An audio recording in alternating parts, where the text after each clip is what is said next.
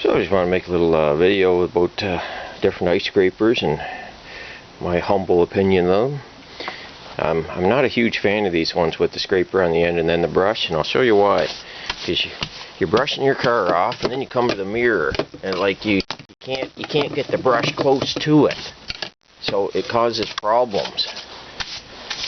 Other than that, it doesn't work too bad, but like I say, it's got issues when you start bumping into things like mirrors and that. So I'm not a huge fan of this type. Got some others over here, but I'd already cleaned this side of the car off. So anyway, rather than the one with the scraper on the end and then the brush, I go for these ones that are brush on one end and then the scraper on the other end. Like these old wooden ones here. I find they work pretty good. Because generally speaking, you don't scrape and brush at the same time. You know, you scrape and then you brush, or if it's snow like this, you just brush it off.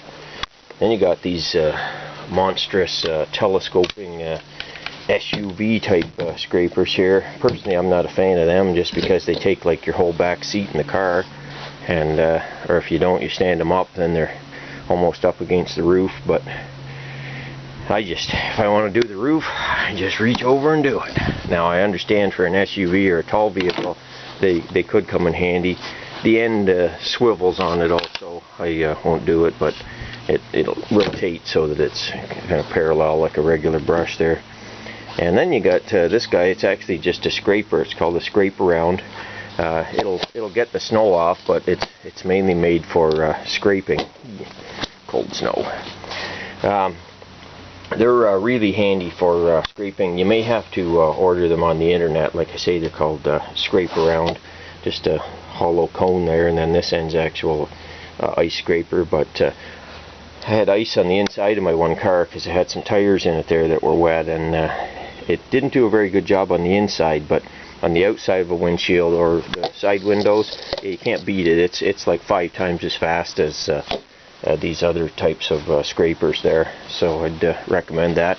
The other thing, just a little pointer here, on the newer vehicles, or I guess even the old ones with vertical headlights, you gotta clean your headlights off. They're kind of like the car's eyes, so you should always keep your lights and reflectors cleaned off there. Same thing on the back.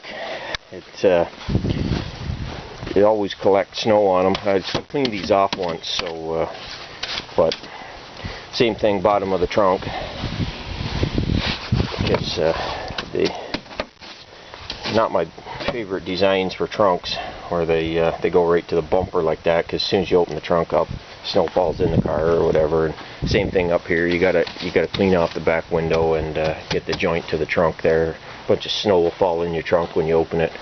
But anyway, so those are kind of my recommendations on ice scrapers there. Like I say, they all work, but I just find some of them are better than others, more useful than that. So anyway, everybody have a nice snowy winter here. We've had probably 10 inches of snow so far, but at least it's been in manageable chunks.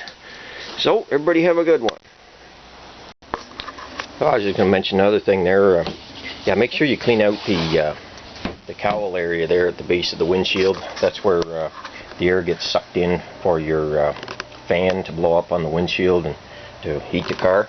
And also with wipers, you want to be careful with them. Like to clean the windshield, you pop them up, but you don't want to just slam them back down. And the reason for that is that when it's really cold out, the plastic here can snap. I had that happen one time. Had it up, cleaned the windshield, slammed her back down, broke the whole windshield blade right off the car.